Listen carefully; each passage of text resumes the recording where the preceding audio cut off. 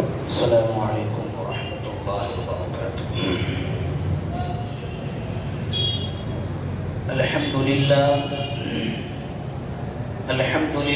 نحمده ونستعینه ونستغفره ونؤمن به ونتوکل علیہ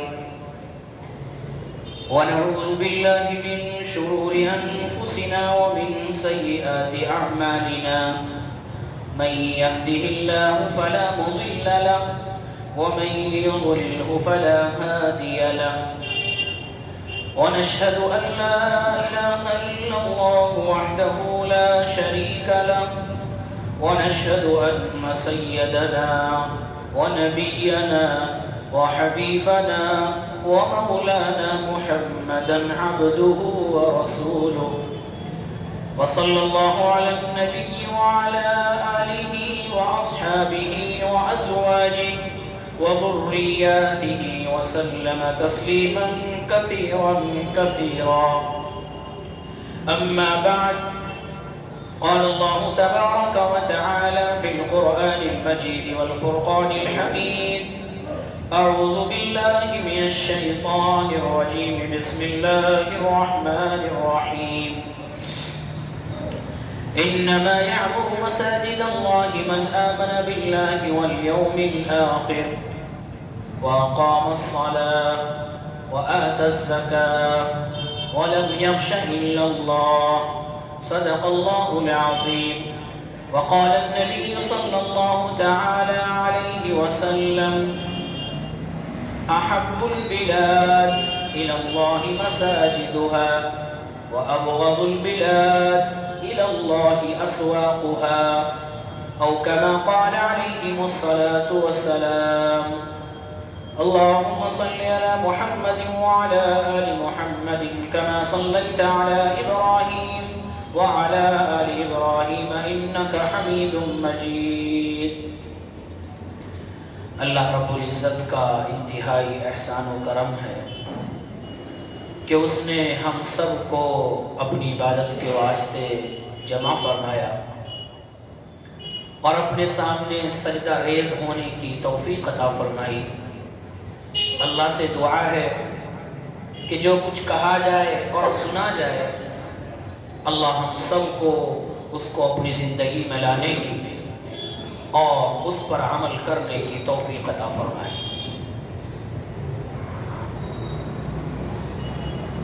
ہم تمام حضرات کو معلوم ہے کہ اس وقت سرزمین ہندوستان پر مساجد کے تعلق سے جو ظلم و ستم کی ہوا اور ظلم و ستم چل رہا ہے اور مسجدوں کو مسمار کر کے ان کے نیچے مندروں کو تلاش کیا جا رہا ہے. اور اسی دسمبر کے مہینے میں 92 کے اندر بابری مسجد کو بھی شہید کیا گیا تھا. کچھ حضرات نے عرض کیا تھا کہ مسجد کے تعلق سے کچھ گفتگو ہو جائے، مسجد کی اہمیت اور اس کی حفاظت کے تعلق سے کچھ معاملہ، کچھ گفتگو ہو جائے. گزشتہ جمعہ ارادہ تھا، لیکن کسی مصلحت کی بنا پر پہلا مضمون پورا نہ ہونے کی وجہ سے گزشتہ جمعے میں یہ بیان نہیں ہوا. اللہ رب العزت نے جب سے اس دنیا کو بنایا اور دنیا کے بنانے کا ارادہ کیا اور زمین کو بچھا دیا، تو اللہ رب العزت نے یہ چاہا کہ اس زمین کو بچھا دیا گیا، آسمان کو سجا دیا گیا. اب لہٰذا اس زمین پر انسانوں کو پیدا کیا جائے گا، مرد و عورت کو پیدا کیا جائے گا، دنیا بنائی جائے گی، دنیا کا نظام چلایا جائے گا. تو زمین نے انسانوں کے بوجھ اٹھانے سے انکار کیا. مفسرین اکرام نے لکھا ہے کہ زمین نے اللہ رب العزت سے جس طرح فرشتوں نے کہا تھا اللہ تجھے انسانوں کو پیدا کرنے کی ضرورت کیا ہے، ہم تیری تسبیح کے لیے، ہم تیری پاکی بیان کرنے کے لیے، ہم تیری عبادت کے لیے کافی ہے، ایسے انسانوں کو کیوں پیدا کرنا چاہتا ہے جو قتل و غارت گیری کرے گا، خون بہائے گا، فساد مچائے گا. اللہ رب العزت نے ان کو جواب دیا تھا جو میں جانتا ہوں تم نہیں جانتے. اسی طرح زمین نے بھی اللہ رب العزت سے کہا تھا اے اللہ میں لوگوں کے بوجھ کو برداشت نہیں کر سکتی، تو اللہ رب العزت نے اس زمین کو بچھانے کے بعد اس پر اپنا گھر بیت اللہ تعمیر فرمایا، اور گویا کہ زمین کو یہ حکم دیا کہ میں تیرے اوپر وہ گھر بنا رہا ہوں، وہ بیت اللہ کی تعمیر فرشتوں کے ذریعے کرا رہا ہوں، کہ جہاں پر لوگ جوک در جوک سالے سال دور دراز سے سفر کی مشقتوں کو جھیلتے ہوئے آئیں گے اور میری عبادت کریں گے، میرے سامنے اپنے گناہوں کی معافی چاہیں گے، میرے سامنے سجدہ ریز ہوگے، میرے سامنے عبادت کر کر مجھ کو راضی کرنے کی کوشش کریں گے۔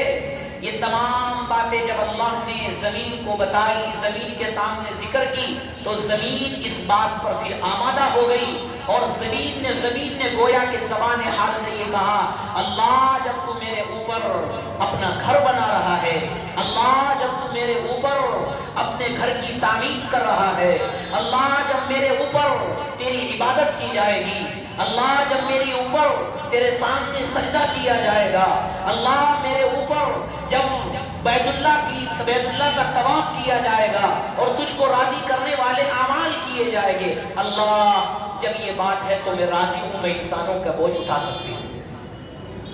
گویا کہ کعبۃ اللہ کی تعمیر کے بعد یہ زمین آمادہ ہوئی، پتہ یہ چلا کہ یہ زمین کی برکتیں، زمین کی بقا، انسانوں کی بقا، اس دنیا کی بقا بیت اللہ کی تعمیر کی بقا کے لیے ہے۔ جب تک بیت اللہ تعمیر ہے، بیت اللہ موجود ہے، دنیا موجود ہے، بیت اللہ موجود نہیں ہوگا تو دنیا موجود نہیں ہوگی۔ اسی تعلق سے گفتگو ہے، قرآن مقدس میں اللہ رب العزت نے ارشاد فرمایا انما یعمر مساجد اللہ من آمن باللہ والیوم الآخر واقام الصلاة وآت الزکاة ولم یخش الا اللہ۔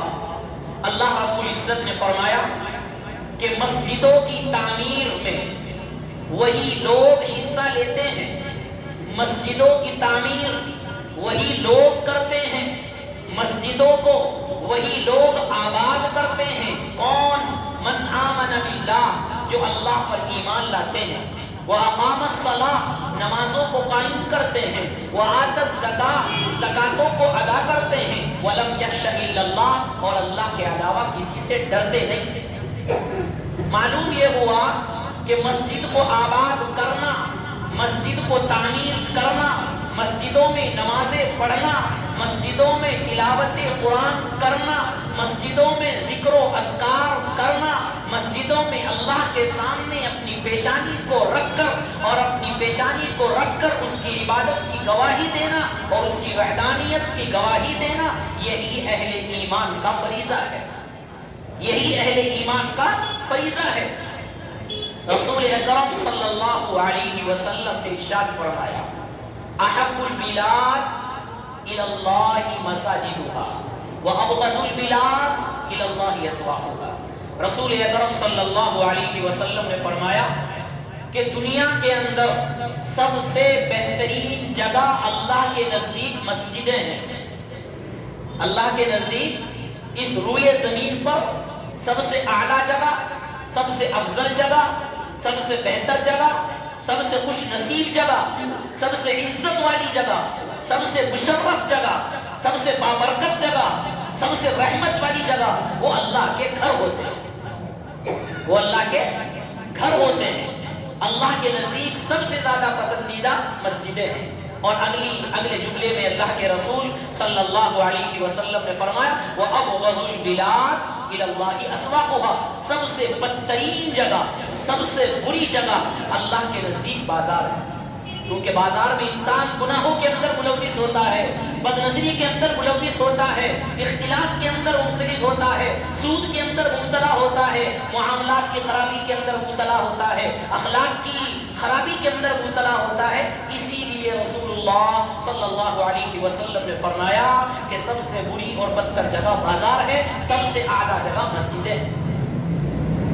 جس طرح انسانوں کے مقدر ہوتے ہیں اسی طرح زمین کے بھی مقدر ہوتے ہیں۔ وہ زمین مقدر والی ہے جہاں پر اللہ کا گھر بنایا گیا ہے، وہ جگہ خوش نصیب ہے جہاں پر اللہ کا گھر بنایا گیا ہو۔ بیت اللہ کے بعد جتنی بھی دنیا کے اندر مسجدیں ہیں یہ سب گویا کہ بیت اللہ کے بیٹیوں کے درجے میں ہے۔ بنات الکعبہ ہے، کعبہ کی بیٹیاں ہیں، بیت اللہ کی بیٹیوں کے درجے میں ہے۔ تو سب سے بہترین جگہ مسجد، سب سے اعلیٰ جگہ مسجد، اور زمین کا وہ حصہ جہاں پر مسجد بنائی جائے وہ زمین کا ٹکڑا بھی سب سے زیادہ کیا ہے؟ خوش نصیب ہے۔ اہل اسلام اور اہل ایمان کی یہ تاریخ رہی ہے کہ وہ جہاں بھی رہتا ہے، جہاں بھی جاتا ہے، چھوٹی جگہ ہو یا بڑی جگہ ہو، شہر ہو یا قریہ ہو، بستی بڑی ہو یا چھوٹی ہو، کیسی بھی ہو، اہل ایمان سب سے پہلے وہاں جا کر جو فکر کرتا ہے وہ مسجدوں کی کرتا ہے۔ یہ چاہتا ہے کہ جہاں میں رہتا ہوں میرے آزو بازو مسجد ہونی چاہیے۔ ہر مسلمان، ہر اہل ایمان یہ چاہتا ہے کہ جہاں میں رہتا ہوں وہاں مسجد ہونی چاہیے تاکہ میں نماز پڑھنے میں مجھے آسانی ہو۔ رسول اکرم صلی اللہ علیہ وسلم جب مکہ سے ہجرت کر کے مدینہ تشریف لے جا رہے تھے، راستے میں نماز کے وقت اوقات آئے تو رسول اللہ صلی اللہ علیہ وسلم نے مسجد کی تعمیر فرمائی جس کو مسجد قباء کہا جاتا ہے۔ آپ نے مدینہ پہنچ کر جب دیکھا، مدینہ ہجرت فرمائی، آپ کو نماز میں تنگی آئی تو رسول اللہ صلی اللہ علیہ وسلم نے مسجد نبوی کی تعمیر فرمائی، اور وہ جگہ دو بچوں کی تھی، دو یتیم بچوں کی تھی۔ وہ یتیم بچے اپنی خوشی سے دینے کے لیے تیار تھے اور یہ کہہ رہے تھے کہ اللہ کے رسول اگر یہ جگہ مسجد کے لیے آپ لینا چاہتے ہیں تو ہماری مرضی ہے، ہم اپنی خوشی سے دے رہے ہیں، ہم کوئی درہم و دنانیر کوئی پیسہ نہیں لیتے۔ کون؟ لیکن اللہ کے رسول صلی اللہ علیہ وسلم نے باوجود اس کے کہ وہ دینے پہ تیار تھے، باوجود اس کے کہ وہ خوشی سے دے رہے تھے، باوجود اس کے کہ وہ راضی تھے، لیکن پھر بھی رسول اللہ صلی اللہ علیہ وسلم نے اس زمین کو خرید کر ان دو بچوں، یتیم بچوں کو پیسے دیے، اور جو ریٹ چل رہے تھے حضرت ابو بکر سے معلوم کر کر اس سے زیادہ ان کو دیے۔ یہ بتانا تھا کہ یہ مسجدیں اللہ کا گھر ہیں، یہ مسجدیں اللہ کی ملکیت ہے۔ یہیں سے یہ نقطہ نظر آیا، یہیں سے یہ بات سمجھ میں آئی کہ اسلامی شریعت میں کسی کی زمین پر قبضہ کر کر مسجد بنانے کی اجازت نہیں ہے، کسی کی زمین کو غصب کر کر مسجد بنانے کی اجازت نہیں ہے۔ اپنی زمین اپنا مالک اپنی خوشی سے دے رہا ہے تو مسجد ہے۔ آپ نے یا ہم نے کسی کی ناجائز قبضہ کر لیا، اب مسجد بنانا چاہے تو اسلام میں وہ مسجد نہیں ہے۔ ہم نے کسی کی زمین پر قبضہ کر کے غصب کر لیا، اس پر مسجد بنانا چاہے زبردستی، اسلام میں وہ مسجد نہیں ہے، کیونکہ مسجد میں اللہ کے لیے ہوتی ہے، مسجد اللہ کی ملکیت ہوتی ہے، مسجد میں اللہ کی عبادت ہوتی ہے۔ زمین کا وہی حصہ مسجد کے لیے ہوگا جو خوشی سے دیا گیا ہو یا خریدا گیا ہو یا کسی نے خوشی سے اس کو اللہ کے لیے وقف کر دیا ہو۔ بہرحال ہمیں یہ بات سمجھ میں آئی، اہل اسلام کا یہ تقاضا ہے اور اہل اسلام یہ چاہتا ہے، اور اہل ایمان جہاں جاتا ہے وہ مسجدوں کی تعمیر کرتا ہے، مسجدوں کی تعمیر میں اور اس کو آباد کرنے میں پیش رہتا ہے۔ اللہ رب العزت قرآن مقدس میں فرماتے ہیں وَأَنَّ الْمَسَاجِدَ لِلَّهِ، کیا فرمایا؟ وَأَنَّ الْمَسَاجِدَ لِلَّهِ، کہ مسجدیں اللہ کی ملکیت ہے، مسجدیں اللہ کا گھر ہیں۔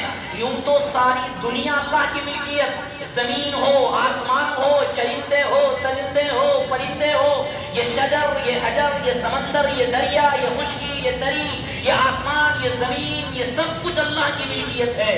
لیکن اللہ نے دنیا میں رہنے کے لیے عارضی طور پر لوگوں کو زمینوں کا مالک بھی بنایا ہے، لیکن کچھ زمینیں وہ ہیں جن کا کوئی مالک نہیں، کچھ حصے وہ ہیں جن کا کوئی مالک نہیں، اور وہ حصے اللہ کا گھر، اللہ کی مسجدیں ہیں۔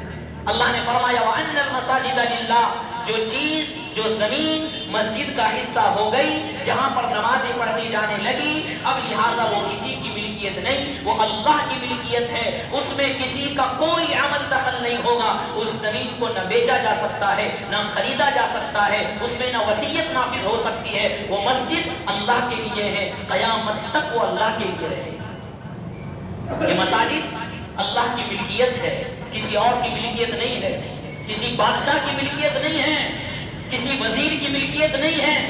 کتابوں کے اندر لکھا ہے ہارون رشید جو ایک بادشاہ گزرا ہے، اس کی بیوی کا نام زبیدہ، کسی بات پر انبن ہو گئی۔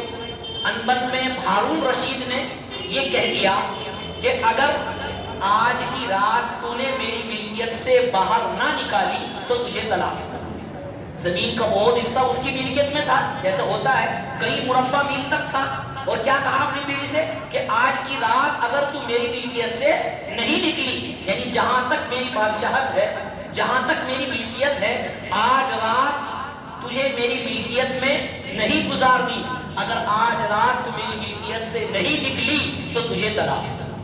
اب عورت پریشان ہو گئی، کوئی ہوائی جہاز کا زمانہ بھی نہیں تھا کہ ایک دوسرے دیش چلے جائے یا دوسری جگہ چلا جائے، کوئی ٹرین کا زمانہ نہیں تھا، اب کرے تو کیا کرے، وقت کم ہے، اور یہ رات ہارون رشید کی ملکیت کے علاوہ نکالنی ہے، نہیں تو طلاق ہو جائے گی۔ تمام علماء کو بلایا کوئی مسئلہ حل کرے۔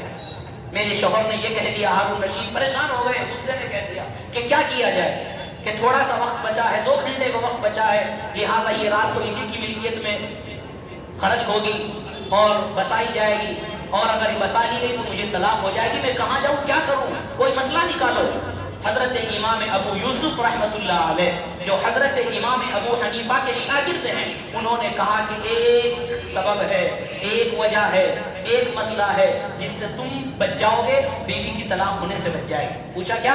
کہ آج کی رات تمہاری بیوی مسجد میں گزارے، آج کی رات تمہاری بیوی مسجد کے کسی حصے میں گزارے۔ کیوں؟ مسجد تو اللہ کی ملکیت ہے، کسی بادشاہ کی ملکیت نہیں ہوتی۔ بادشاہ کی ملکیت ہوگی، کہاں تک ہوگی وہ الگ مسئلہ ہے، لیکن مسجدیں کسی بادشاہ کی ملکیت نہیں ہوتی۔ تم آج کی رات مسجد میں گزار لو، ہارون رشید کی ملکیت نہیں ہوگی، تمہاری طلاق بچ جائے گی۔ چنانچہ بہت خوش ہوئے ہارون رشید، اور انہوں نے یہی عمل کیا، مسجد کے کسی حصے میں رات گزارا، اور وہ ملکیت سے نکل گئی، اللہ کی ملکیت ہے، طلاق بھی بچ گئی، ہارون رشید خوش ہو گئے۔ تو یہ بتانا، قصے کا بتانا مقصد یہ ہے کہ مسجد اللہ کی ملکیت ہے، مسجد اللہ کا گھر ہے۔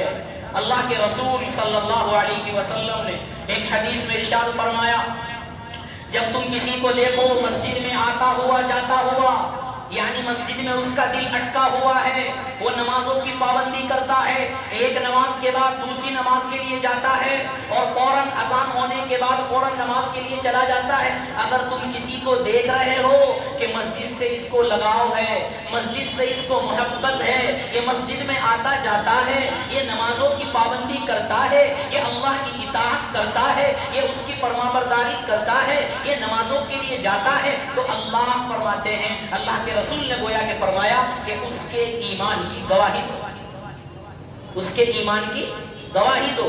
یعنی اللہ گویا کہ یہ کہنا چاہتے ہیں کہ مسجدوں سے تعلق یہ ایمان کے پختہ ہونے کی علامت ہے، مسجدوں سے تعلق کا قائم رہنا یہ کامل اور مکمل ایمان ہونے کی علامت ہے۔ مسجدوں سے آنا جانا، مسجدوں میں عبادتیں کرنا، ذکر و اذکار کرنا، تلاوت قرآن کرنا، دعوت و تبلیغ کرنا، اصلاح معاشرے کے تعلق سے گفتگو ہونا، دینی گفتگو ہونا، یہ تمام باتیں ہیں اس میں۔ فرمایا اس کے ایمان کی گواہی دو۔ اب جس کے ایمان کی گواہی اللہ دے رہے ہو، پھر اس کو شیطان کیسے بہکا سکتا ہے؟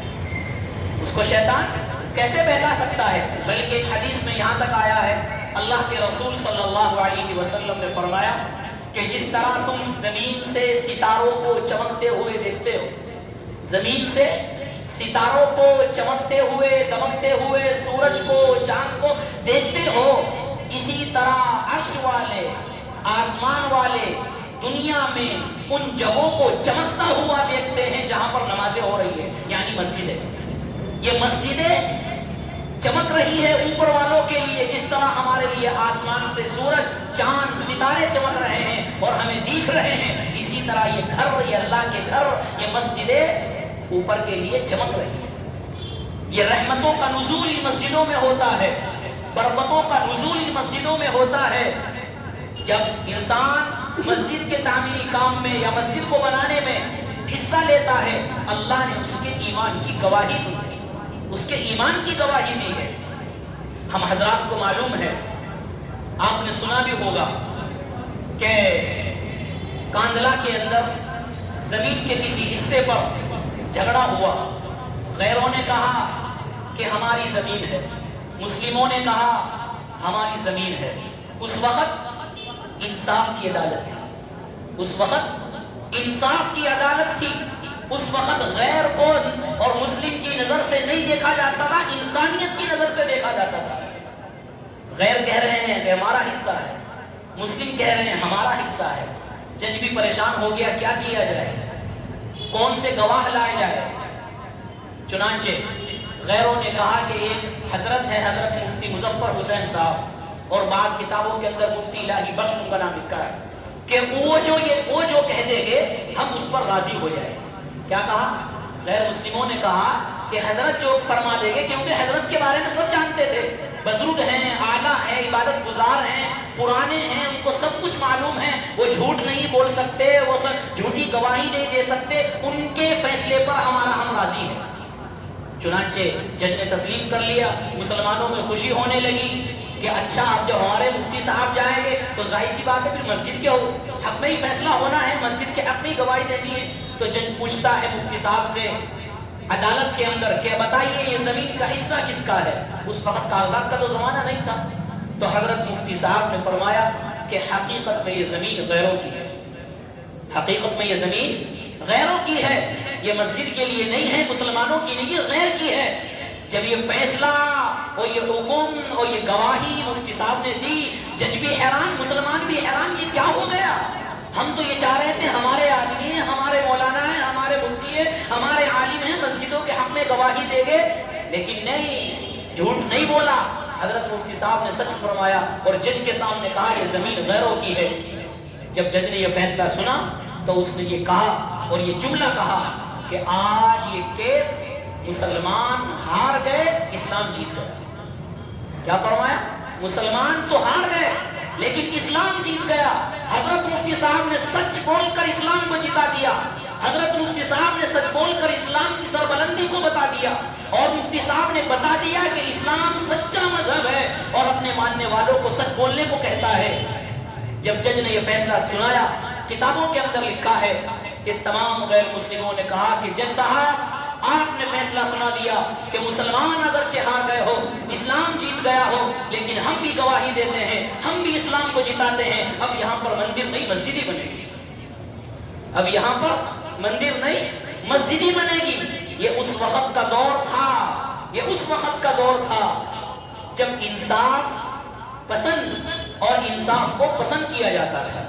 آج ہم سب کے سامنے، آج ہمارے معاشرے کے سامنے، آج ہم لوگ دیکھ رہے ہیں کہ ہمارے ہندوستان سرزمین پر مسجدوں کے اوپر کیسے کیسے ان پر مندروں کا دعویٰ ہو رہا ہے، اور یہ دعویٰ کیا جا رہا ہے کہ ہر مسجد کا سروے کیا جائے۔ کہیں گیان واپی مسجد ہے، کہیں سنبھل والی مسجد ہے، بابری مسجد کا قصہ ہو گیا، گیان واپی مسجد ہے، یہاں تک کہ اب کل کی خبر، پرسوں کی خبر، دارالعلوم دیوبند کی بھی خبر آئی کہ کسی نے وہاں کے بارے میں بھی بیان دیا کہ دارالعلوم دیوبند کا بھی سروے کیا جائے، اس کے نیچے بھی نعوذ باللہ مندر ہے۔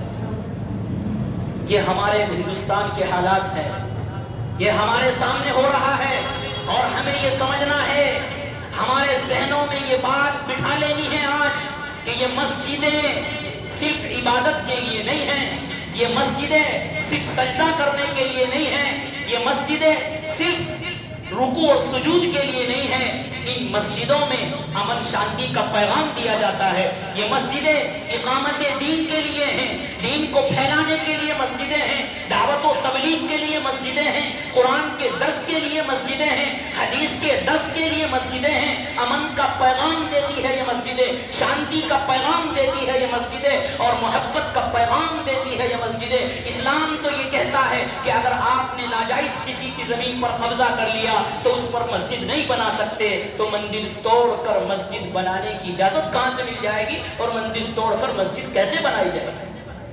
اور ہم سب کو یہ بھی معلوم ہونا چاہیے، اسی تعلق سے گفتگو ہے، بابری مسجد کا مسئلہ ہو چکا ہے، سب کو معلوم ہے، لیکن ہمیں یہ یاد رکھنی چاہیے بات کہ جج نے جو فیصلہ دیا تھا اس وقت میں، اور اس میں جو شیقیں لکھی تھی، جو پرچے، جو کتاب چھپی تھی اس وقت، اور جو فیصلہ لکھا گیا تھا، اس میں یہ فیصلہ تھا کہ سن 1528 میں 1522 میں میر باقی نے مسجد بنائی تھی، اور 1949 تک اس میں نمازیں ہوتی رہی۔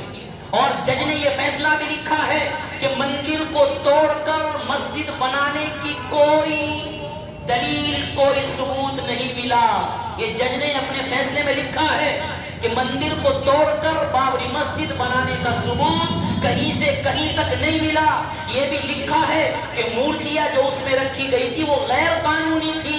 گویا کہ جج نے اپنی کتاب میں یہ تسلیم کر لیا کہ یہاں مسجد تھی، مندر نہیں تھی، لیکن جج گویا کہ اپنے فیصلے کو سنا کر یہ کہنا چاہتا تھا کہ میں فیصلہ تو سنا رہا ہوں اس وقت میں، تم اپنے بچوں کو یہ لکھا ہوا سنا دینا۔ گویا کہ اپنی زبان سے یہ کہہ رہا تھا کہ میں طاقت کے آگے مجبور ہوں، میں ظالموں کے آگے مجبور ہوں، میں طاقت کے آگے مجبور ہوں، میں کچھ نہیں کر سکتا، لیکن فیصلے میں جو لکھا جا رہا ہے اپنے آنے والی نسلوں کو سنا دینا، تاکہ ان کے ذہنوں میں بھی یہ بات بیٹھ جائے کہ مسلمان کسی کی زمین پر قبضہ نہیں کر سکتا، وہ مسجدوں کی زمین پر قبضہ کیسے کر سکتا ہے، وہ مندروں کی زمین پر قبضہ کیسے کر سکتا ہے۔ اسلام نے قرآن میں، حدیث میں، کتابوں میں کہیں بھی یہ حکم نہیں دیا کہ مندر کو توڑ کر مسجد بناؤ، کہیں بھی یہ حکم نہیں دیا، بلکہ اللہ رب العزت نے قرآن میں فرمایا وَلَا تَسُبُّوا الَّذِينَ يَدْعُونَ مِن دُونِ اللَّهِ، کہ وہ لوگ جو غیروں کو پکارتے ہیں، اپنے ان کو بتوں کو پکارتے ہیں، ان بتوں کو بھی گالی نہ دو، ان بتوں کو بھی گالی نہ دو۔ جو اسلام یہ کہتا ہے بتوں کو گالی نہ دو اور مندر توڑ کر مسجد نہ بناؤ، تو وہ مسلمان مندر توڑ کر مسمار کر کر مسجد کیسے بنا سکتے ہیں؟ آپ نے وہ منظر دیکھا کہ سنبھل کی جامع مسجد جو کئی سو سال پہلے بنی ہوئی ہے، بابر سے بھی پہلے بنی ہوئی ہے، 400 سال تقریباً اس مسجد کو ہو گئے، وہاں پر سروے ہوا، اور جو وہاں پر فساد ہوا ہم سب کے سامنے ہے کہ وہاں پر 5 نوجوانوں نے اپنی جان کو گوا دیا، اور وہ ویڈیو بھی آپ نے دیکھی کہ ایک بچے کی ماں نے اپنا دماغی توازن کھو دیا، اپنے بیٹے کا غم اس سے سہارا نہ گیا، اور اس نے اپنا دماغی توازن کھو دیا۔ یہ پیغام ملا ہے ہم کو، یہ پیغام ملا ہے کہ ہمارے نوجوانوں میں ابھی وہ چیز موجود ہے، وہ طاقت، وہ ہمت، وہ حوصلہ موجود ہے جو مسجدوں کی حفاظت کر سکتے ہیں، جو مسجدوں کی حفاظت کر سکتے ہیں۔ اللہ رب العزت نے، ہم سب کو وہ قصہ معلوم ہے، ابرہہ نے کعبۃ اللہ کو ڈھانے کی کوشش کری، اللہ رب العزت نے ابابیلوں کا جھنبٹ بھیج کر کنگریوں کے ذریعے ان کو مارا۔ عبد المطلب نے دعا کی تھی، اللہ یہ بڑا لشکر ہے، یہ طاقتور ہے، ہم ان کا مقابلہ تو نہیں کر سکتے، لیکن اللہ یہ تیرا گھر ہے، تو ہی اس کی حفاظت فرما، یہ تیرا گھر ہے، تو ہی اس کی حفاظت فرما۔ عبد المطلب نے اس وقت دعا کی تھی، یہ ہمارے لیے پیغام ہے، یہ ہمارے لیے پیغام ہے کہ اگر جس کے پاس طاقت اور ہمت اور پیسہ ہے وہ کیس لڑے، اور جس کے پاس عام آدمی ہے، ہم جیسے آدمی ہے، ہمارے لیے حق بنتا ہے ہم اپنی مسجدوں کے لیے دعائیں کریں۔ ہم اپنی مسجدوں کے لیے اگر دعا نہیں کر سکتے تو ہم پھر کیا کریں؟ کسی نے کیا خوب کہا ہے کہ اپنے کعبے کی حفاظت ابے تمہیں خود کرنی ہے، اپنے کعبے کی حفاظت تمہیں خود کرنی ہے، اب ابابیلوں کا لشکر آنے والا نہیں ہے، ہمیں دعاؤں کے ذریعے مسجدوں کی حفاظت کرنی ہے، اپنی دعاؤں میں ان کو یاد رکھنا ہے، اور ہمیں اپنے آپ کو مسجدوں کو آباد کرنا ہے۔ ہر مسلمان یہ چاہے گا کہ میں اپنے محلے کی مسجد کو آباد کروں گا۔ جب ہم آباد کرنے پہ لگ جائیں گے اور جمعے کی طرح ہر نماز میں ہمیں بھیڑ نظر آنے لگے گی، تو خدا کی قسم پھر مسجدوں کو کوئی چھیڑنے والا نہیں ہے، چھیڑنے والا نہیں ہے۔ جب جمعے کی طرح ہمیں ہر مسجدوں میں یہ منظر نظر آ جائے گا، پھر مسجدوں پر کوئی ہاتھ لگانے والا نہیں ہوگا۔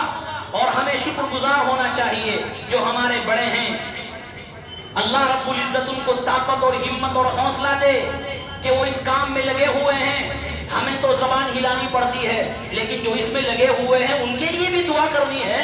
ہم تو بیان کر دیتے ہیں، سن لیتے ہیں، چلے جاتے ہیں، زبان ہلا دی بس، لیکن جو محنتیں کر رہے ہیں، کوششیں کر رہے ہیں، جمعیت علماء اور مسلم پرسنل بورڈ مسلسل باوری مسجد 30-40 سال تک لڑا وہ کون؟ جمعیت العلماء، مسلم پرسنل بورڈ، 3 طلاق کا مسئلہ آیا، سب سے آگے کون آیا؟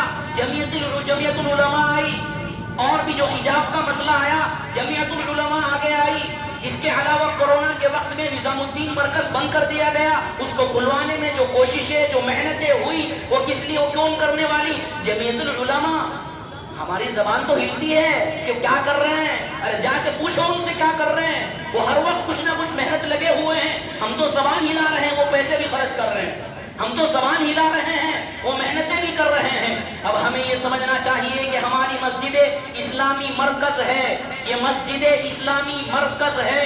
یہاں سے جس طرح بجلی گھر سے بجلی سپلائی ہوتی ہے، ان مسجدوں سے ایمانی طاقت، ایمانی قوت ملتی ہے. جب مؤذن اللہ اکبر کہتا ہے، دکان پر بیٹھنے والا، گھر پر بیٹھنے والا، اے سی پر بیٹھنے والا اللہ اکبر کی اذان سن کر چپ نہیں بیٹھتا. وہ بچوں کو چھوڑتا ہے، وہ بیوی کو چھوڑتا ہے، وہ کاروبار کو چھوڑتا ہے، اور وہ کسٹمر کو چھوڑ کر اپنے اللہ کی عبادت کے لیے آ جاتا ہے. جب اس کے کان میں اللہ اکبر کی آوازیں جاتی ہے، یہ دستک ہے کہ مسجدوں سے آنے والی آواز ہمارے ایمان کو ٹٹول رہی ہے، ہمارے ایمان کو مضبوط کر رہی ہے، ہمارے ایمان کو جگا رہی ہے. یہ مسجد اسلامی مرکز ہے. اللہ کے رسول صلی اللہ علیہ وسلم کے دور میں ان مسجدوں میں جہاں نمازیں ہوتی تھی، قرآن کا درس بھی ہوتا تھا، حدیث کا درس بھی ہوتا تھا، دعوت و تبلیغ کا کام بھی ہوتا تھا، معاشی مسائل بھی سنے جاتے تھے. کون فقیر ہے، کس نے کھانا کھایا، کس نے نہیں کھایا، اس کو بھی پوچھا جاتا تھا. مجاہدین کی صفوں کو صحیح بھی کیا جاتا. تمام مسائل مسجدوں سے ہوتے تھے. اور یہ وہ مسجدیں ہیں جہاں پر خطیب اور امام ہر مسجد سے بیٹھ کر امن کا پیغام دیتا ہے، محبت کا پیغام دیتا ہے. ارے جن مسجدوں سے امن کا پیغام جائے، جن مسجدوں سے محبت کا پیغام جائے، جن مسجدوں سے پیار کا پیغام جائے، وہ مسجدیں کسی کی ناجائز زمین پر قبضہ نہیں کر سکتی. وہ مسجدیں اللہ کا گھر ہوتی ہیں. محبت کا، عقیدت کا، اللہ کی محبت کا، اللہ کی اطاعت کا پیغام دے اور دشمن کو یہ بتا دے کہ ہم محبت والے ہیں، پیار والے ہیں، اللہ والے ہیں، ہم کسی اور سے ڈرنے والے نہیں ہیں. اللہ تعالیٰ عمل کی توفیق